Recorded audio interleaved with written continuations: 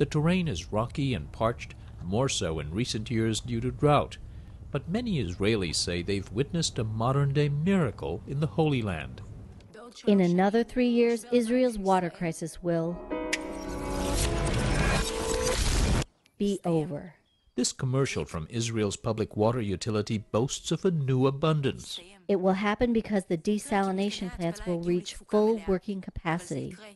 25% of Israel's drinking water now comes directly from the Mediterranean through expensive desalination plants built along the country's coastline. Israel is a mostly urban nation, yet it has developed a thriving farm sector by efficiently using limited water resources in many different ways. We have a pipe here with a dripper. Gilad Freund, a New York native, moved here 30 years ago. Among other things, he grows organic asparagus, which we stick right by the young asparagus plant, and the water, when it's opened by a computerized system, goes just to the asparagus plant. And this is in a recycled tire. This is a recycled tire. It's not just the tires. Across Israel, 70% of the water used in homes is treated and reused in agriculture, in this case the groves of fruit and olive trees. All the sewage from all the houses comes here. The washing machine, the shower, the toilet, the sink, it all flows here. And here the water is recycled. Israeli farmers have fulfilled the Zionist dream of making the desert bloom. But Gidon Bromberg and Nader Al-Khatib say it's come at a cost. The two men, one Israeli, one Palestinian, are with a group called Friends of the Earth Middle East. They say Israeli water use, however efficient, still stresses the fragile, arid environment. More importantly, Bromberg says the water is not entirely Israel's to take, since a lot of it comes from shared aquifers or those under Palestinian land. Apart from two springs, the whole eastern basin of this valley is Palestinian water, and we shouldn't be here. We shouldn't be pumping water. When we pump water from the eastern basin, we do it directly at Palestinian expense. Water or access to it is a key measure of the growing gap between the Israeli and Palestinian standards of living. The water disparity is especially sensitive in the West Bank, land captured by Israel in the 1967 war, a lot of it now under Palestinian self-rule. In the proposed two-state solution, the West Bank, as well as the Gaza Strip, would form the future Palestinian state. But today, over 300,000 Israeli settlers live in the West Bank, some with large, bountiful farms. Israeli farmers receive water year-round at subsidized rates. Their Palestinian neighbors must rely on rain-fed springs, which flow only in the winter, says Nader Al-Khatib. And if we look around us, we will see that the Palestinian land is totally bare now. There is no farming here because there is no water. And next to us here we can see a big farm owned by one Israeli settler who's taking the water from a well, while the Palestinians have no access or right to dig any new well to tap the groundwater.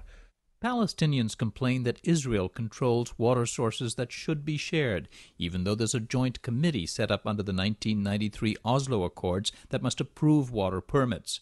Palestinian Water Minister Shaddad Al-Attili says Israel's water policies imperil any permanent peace plan. People talking about two-state solution and enabling a viable Palestinian state. Imagine this state if there is no water. We're saying there will be no viable state if there is no water. International agencies like the World Bank estimate that Palestinian per capita water consumption is about a quarter of the Israeli figure and well below the minimum goal set by the World Health Organization.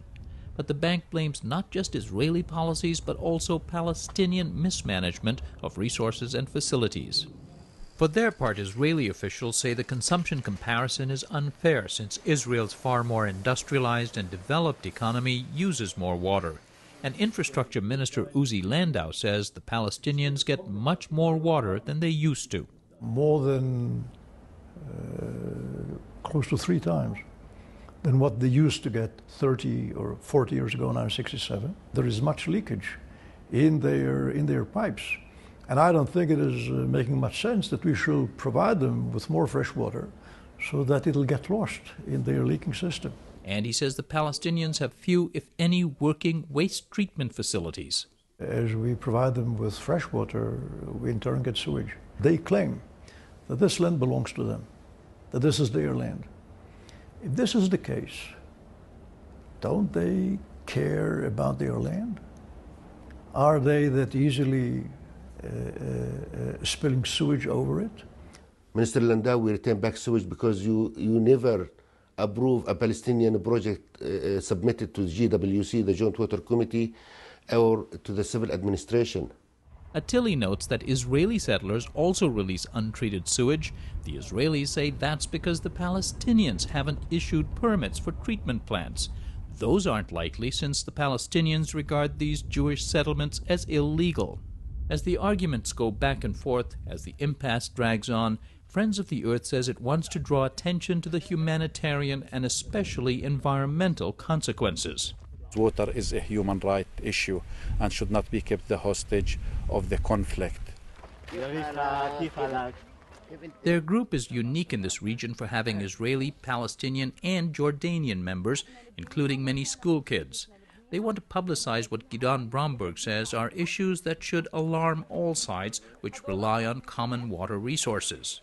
For example, thanks to mismanagement by all sides, the once mighty River Jordan, dammed or diverted by Israel, Syria, and Jordan, is reduced in most places to a trickle. 98% of the historical flow of the Jordan today no longer flows. We're left with something around 2%, and this is not fresh water. This is a mixture of sewage water, agricultural runoff, saline water, and what left is this very, very sad sight of a river that is holy to half of humanity. And one that no longer flows into another fabled landmark. We walked in the ruins of a hotel veranda from where, a few decades ago, tourists stuck their toes in the Dead Sea. The shoreline is now receded more than a half-mile away. Lake Kinneret, the biblical Sea of Galilee, is another body of water that used to be naturally connected to the Jordan River. So I should be completely underwater. The Sea of Galilee behind us here should be 5 meters higher in depth. He blames 5 years of drought and overpumping. The lake remains a major source of fresh water for Israel and, ironically, also for the Jordan River that once flowed into it. The fresh lake water is pumped into the river to keep a 2-mile stretch clean for Christian tourists who come to the Jordan where they believe Christ was baptized. 1, 2, 3. And it's here to make a media splash that Friends of the Earth recently got mayors and officials from Israel, Jordan, and the Palestinian territories to jump into the Jordan River. Environmental degradation cannot wait until there is an end to the conflict, and you are thinking about the future generations. They've been called naive or worse for working across the historic enemy lines, but Friends of the Earth insists it has raised the visibility of water-related issues in this region, and that working on them at the grassroots level can be a confidence builder between people who've long lived in fear of each other.